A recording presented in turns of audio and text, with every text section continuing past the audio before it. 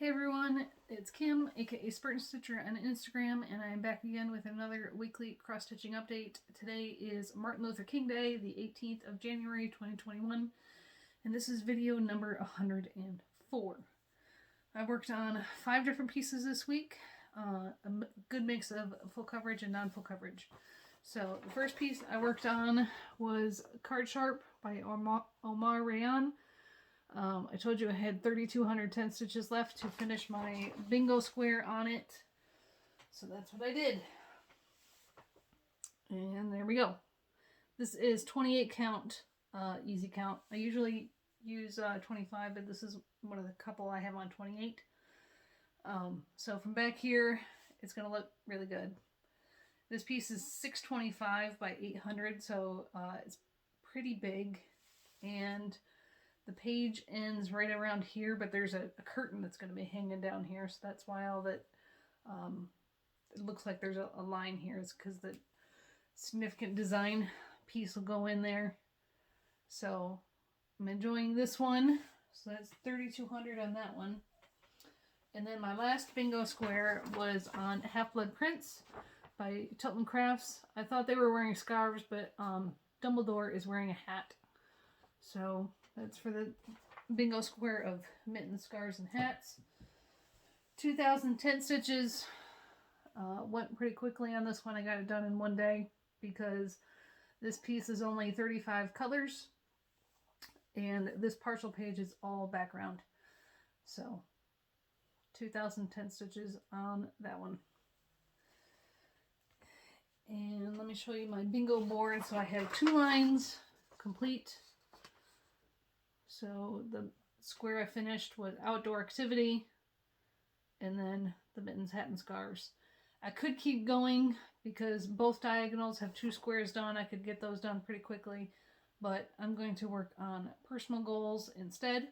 So that's where I'm finishing bingo for January in Full Coverage Fanatics. And then Friday, my husband had a 4-day weekend, so he was off on Friday, but my girls only had a 3-day weekend. They're both home doing different things in the house right now. So Friday, my husband was off, and we drove to town, got some fast food takeout because active duty still cannot eat in restaurants. And that's the other thing. He got his first COVID shot this week. As mission essential personnel. So he got his first COVID shot on Wednesday. He got the Pfizer vaccine, and his only symptom was a sore arm. So he got his first shot. That came with a what's called DNIF. Duties do not include flying for 48 hours, just to make sure that you don't have any side effects. So Friday, we went to town, got some takeout food, ran some other errands, so I didn't get as much stitching time. And because of what was planned for the weekend, I just picked something quick to work on one day, and that is Halloween Rules by Lizzie Kate. I only put in 385 stitches, but it was enough to finish rule number 3, which is visit a haunted house. So here's the real color of the fabric. This is 38 count Monaco that I dyed camel. And there's the design close up. So I only had like the black done in here, so I stitched the rest of the haunted house and the spooky tree. I think I'll be working on it again this week to put in rule number 4. So that is Halloween Rules. But then plans changed for this weekend. Things didn't work out. Story in a minute. And I worked on Big Red Ship of Life by Ink Circles. Last you saw this, I had half of page 9 done. So I finished page 9 this weekend, and you can now see the start of the deck of the ship. As a reminder, this is the piece I started the wrong orientation on the fabric, but there will be room. It'll still fit. So there's the entire piece of fabric with my too big a border on the top, but it'll fit. So there is pages 1 through 9, and then pull this up smaller so you can see page 9 closer up. So that is the beginning of the ship, and it's pretty significant, dense stitches for the rest of the ship that'll be in the bottom row of pages. So back when I discovered this was on the wrong orientation, I had like pages 1 and 2 done, and I counted down many times because this is 28 count mushroom even weave by MCG Textiles to make sure I'd have enough room. Well, last night after I finished page 3, I only have one more row of pages, so I counted again several times to see if I had enough room. And okay, so these 2 pieces of thread, the bottom one is the one that I marked when I had pages 1 and 2 done. This one is the one I put in last night after counting like 3 times this distance for the remainder of the piece. So I will have enough. After I finish this row of pages, I'll sew on a piece of fabric so I can still use it in my Q-snap and stitch this bottom row of pages. And then my daily piece is this Retired Haid, Oh Baby by Galgash Taylor, cropping off that entire left side, using this for full coverage Fanatics 21 and 21. And since last week when you saw it, I have done 3,110 stitches for a total of 7,810 stitches for the year so far. And most of the change is in this page. I've been building on all this part, so but then I also did some of these highlight colors. So I haven't done much on this page besides those highlight colors because I'm still filling in. So that is Oh Baby. So I finished The Great Gatsby in the Bookshelf Challenge, and I'm now working on Little Women. So plans for this week: Oh Baby, Halloween Rules. I think I might pull out Quick Stitch Wizard 4, which is the Greyhound in the black and white tones. And then if I still have time, I still need something else, I might work more on Friends Forever, because Bingo has given me a good kickstart on several pieces on new pages. So it's time to start trying to get some page finishes, because I had a goal like 28 page finishes this year, so I need to get some done. Let's see. A little bit of life updates. Wednesday, our area broke the high temperature record. We hit 49 degrees Fahrenheit, which is 9 degrees Celsius. But then Wednesday night we had a big cold front come through and extreme high winds all day Thursday. The highest wind gust we had was 78 miles per hour measured at our airport, which is 125 kilometers per hour. On Thursday, when it was so windy, my husband had to go out to the flight line and do help with an ops check during an engine run on one of the jets. So engine's running in chocks, the jet is parked, it's not going anywhere. It wasn't parked like directly into the wind wasn't blowing straight on the jet, it was blowing at a diagonal.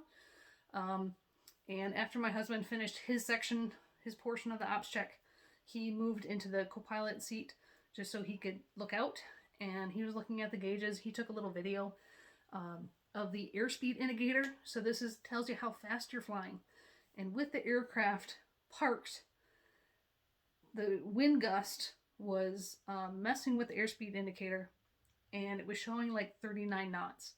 Now, 39 knots is almost 45 miles per hour or 72 kilometers per hour, and that's not even head-on wind. That was diagonal wind, because these kinds of like airspeed I think is used with a pitot tube, so that's air blowing straight into a tube. So this is diagonal air, and it was still reading 39 knots. Also, the attitude indicator that shows whether you're climbing or descending was also moving around, and the jet was parked in one spot. So pretty interesting. Let's see. Oh, and the reason my stitching plans changed for the week. So Wednesday he got his COVID shot. He could not fly Wednesday or Thursday. But he was scheduled to fly on Saturday a long mission to the Middle East like we've been flying, and didn't happen. His jet actually aborted takeoff twice for the same issue. So everything was hunky-dory during the engine run in chocks. They taxied out, went to their end of runway, started powering up to take off, and some things started reading badly in all the indications. So they pulled the power back down, hit the brakes, stopped taking off, went back to chocks to work with maintenance to try to fix the issue. In the meantime, 2 other jets for the same mission took off just fine. So they were airborne, waiting to see if my husband's jet would be joining them. Maintenance tried to fix some things. They reset some other things. They decided we need to try again. So they went back to the runway, applied power again. It lasted a little bit longer this time, but still something was not reading correctly.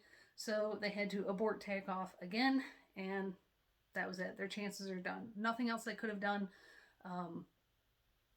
That was a quick fix.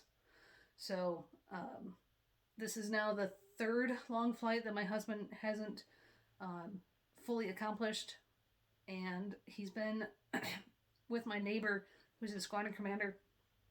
They've been in the same crew each of those 3 flights, so we're joking around that we need to split those 2 up and kind of try to break the bad luck for whenever the next long flight is. But the good news is the other 2 jets did fly the mission, returned last night. It was like 37.4 hours approximately. And they both came back code 1, which means nothing broke on the airplane. So that's good news. But I thought I was going to work on Odin this weekend while he was gone, but I didn't. So that's why I worked on Ship instead. The book that I alluded to last week that I was reading, it is a Pride and Prejudice variation. So there's lots of different fanfics out there of people who've taken the basic Pride and Prejudice story and changed it and published books on it. So this is a Pride and Prejudice with dragons. So if you like Anne McCaffrey's Pern series, if you like Mercedes Lackey's Valdemar series with the companions and bond birds and the cats of Vandicus, then that kind of relationship, human to animal, then you would like these books. Now, what's different about it is your canon timeline of Pride and Prejudice, which ends with Darcy and Elizabeth getting married. This author adds so much to the story that regular timeline is split over 3 books. So to get through it's a 3-book series. There's more books in the series, however. So if you just are interested in the Pride and Prejudice timeline, it's books 1 through 3. Book 4 is a story of Lizzie as a girl. And then books 5 and 6, which I started to read but couldn't get into, is in the same world, but different characters. So I will link that below. The author's name is Maria Grace, and the first book is called Pemberley, Mr. Darcy's Dragon.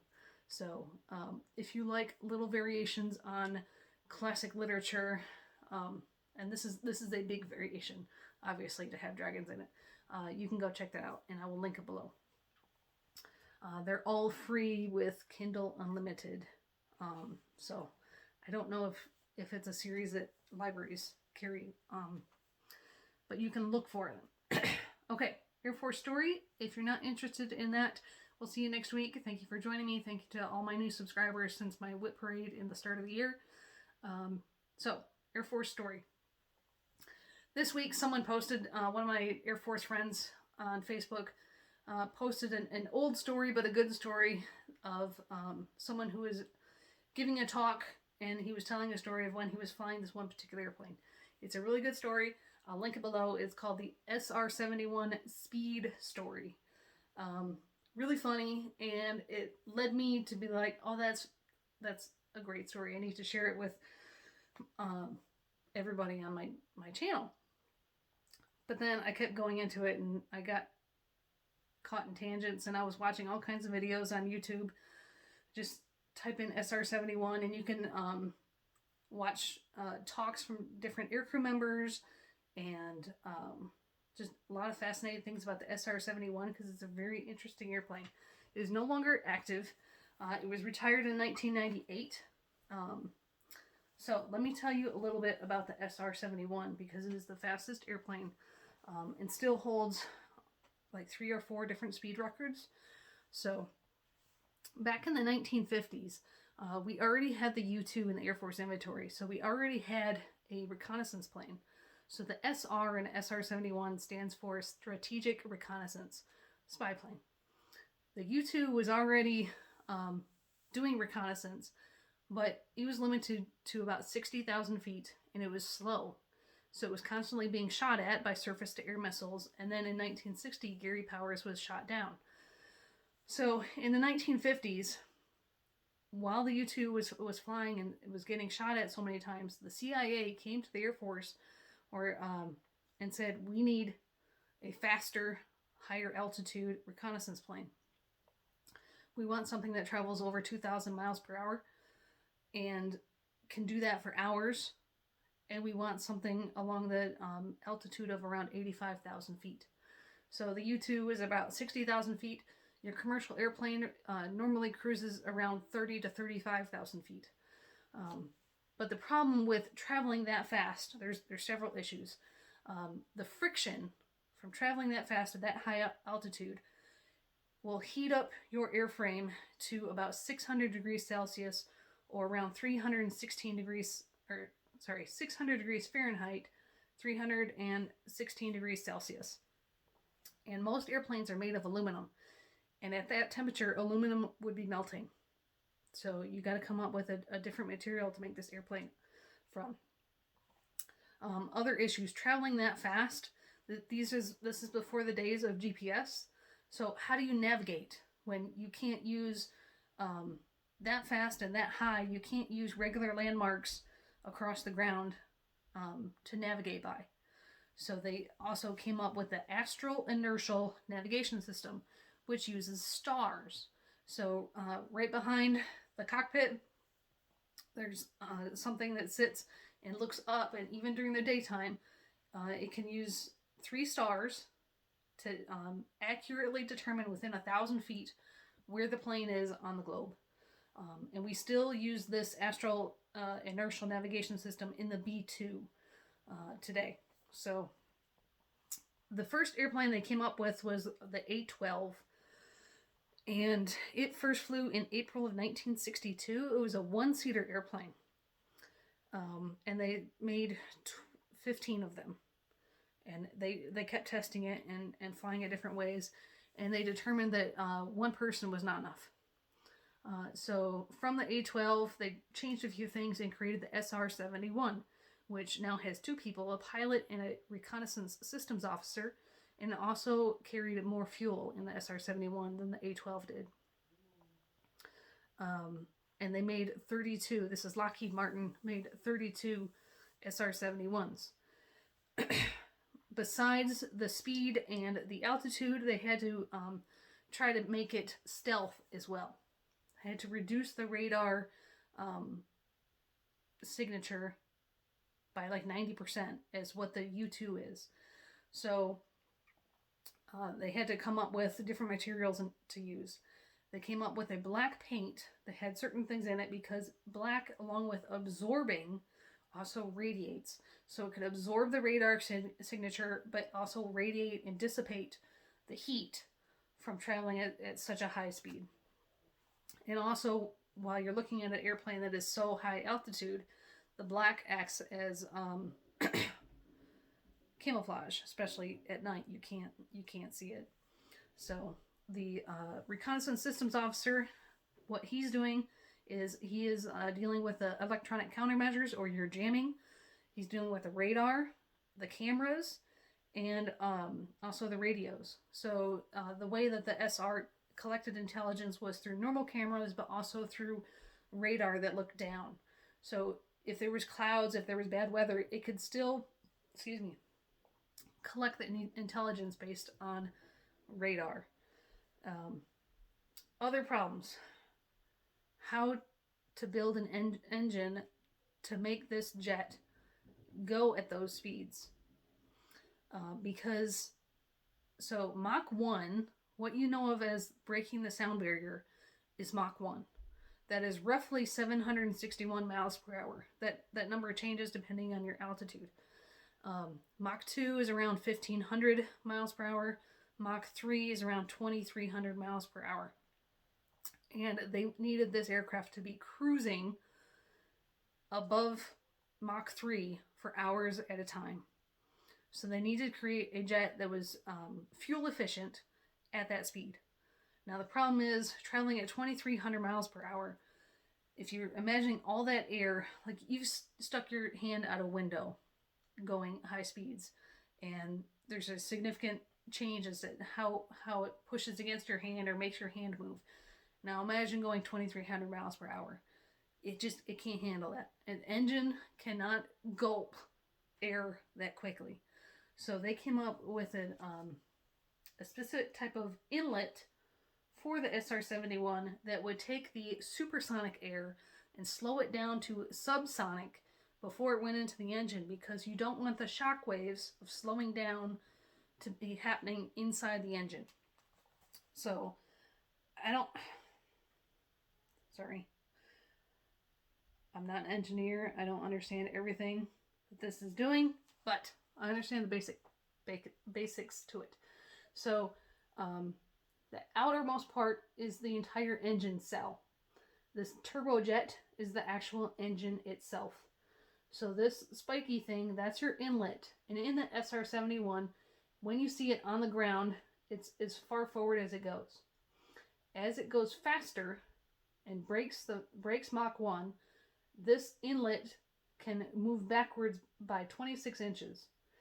And what that's doing is, in this little bit of inlet, before it goes into the engine, it is slowing down that air and compressing it. And also, so here you see all the air is going into the engine. This is below the speed of sound, or below Mach 1. But then this moves back and it forces more air to go around the engine once it's supersonic.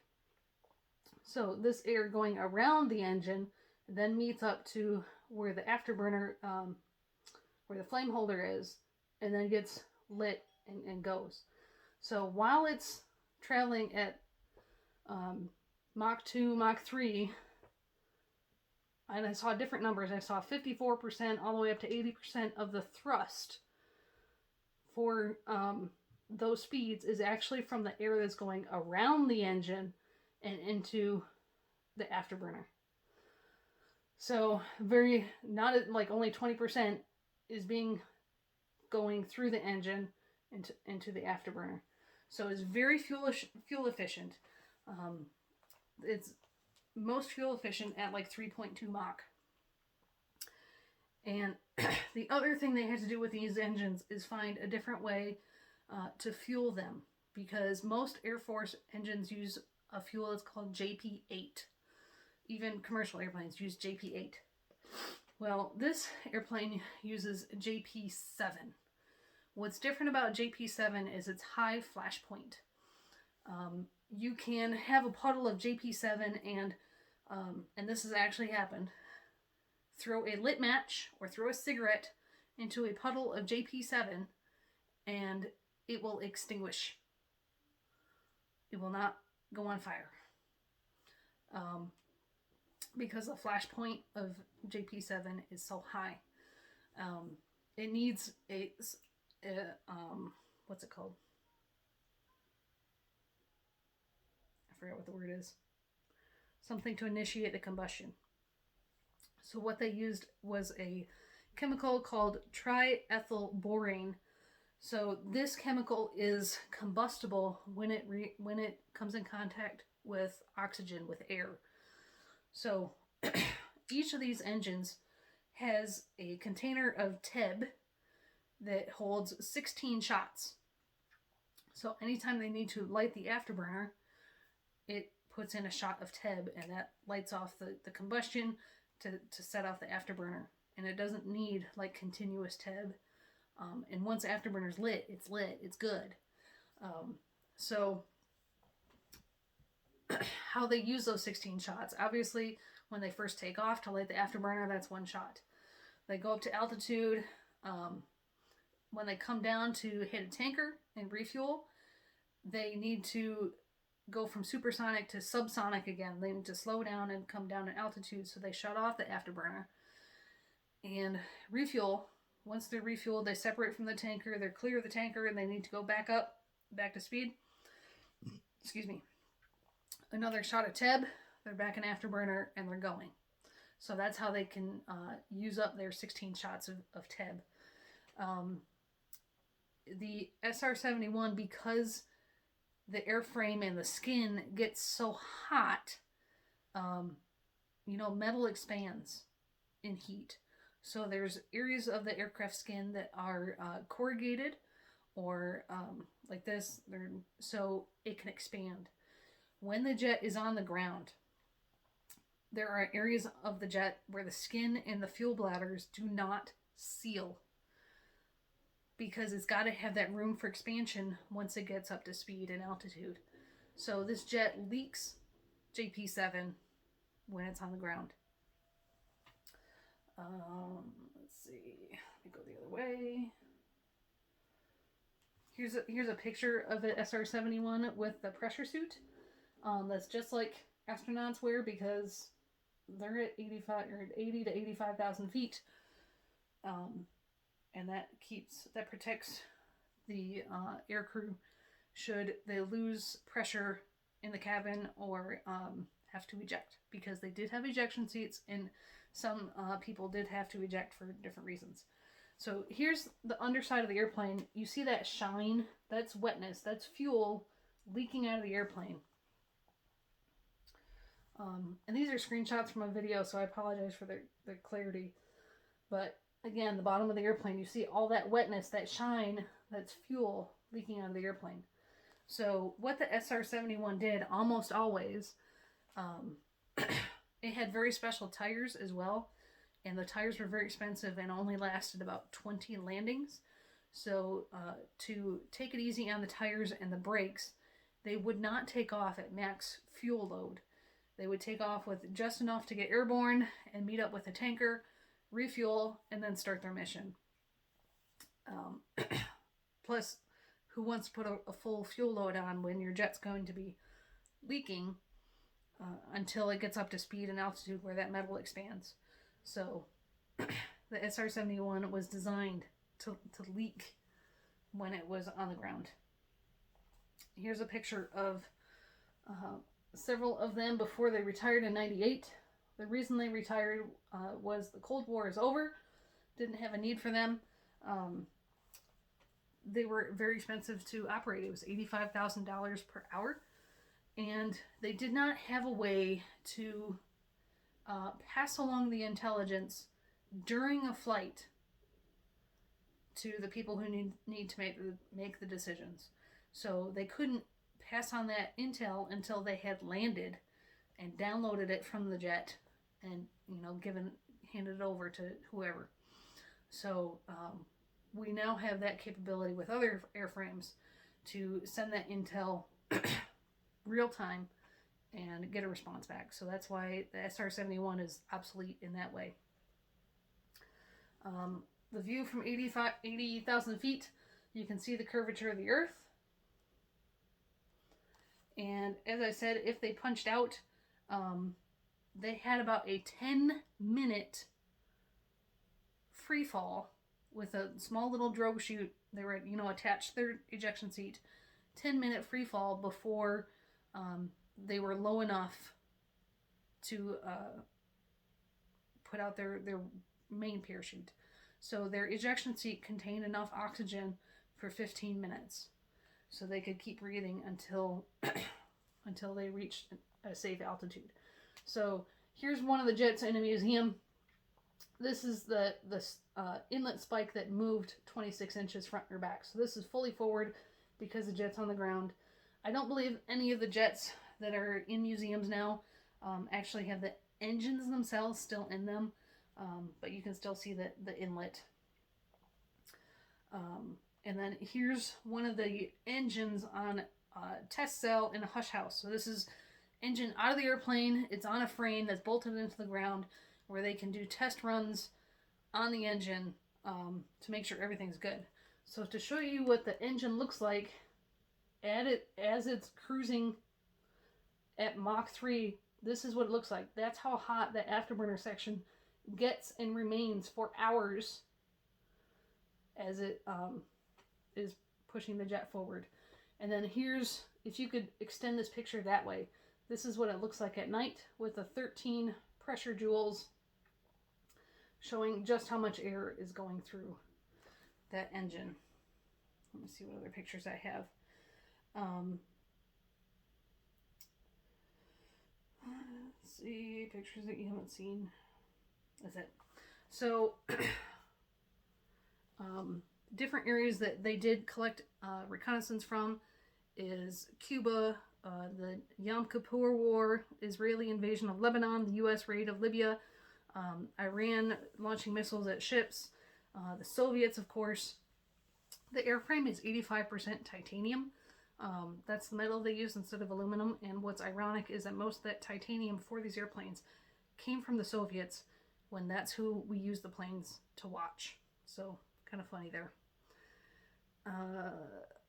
That's all I have on the airplane. So, I can post some links below, some other interviews from the pilots if you're interested, and also the speed story. It's only about 5 minutes. It's really funny. Everybody have a good stitching week, and we'll see you later. Bye, guys.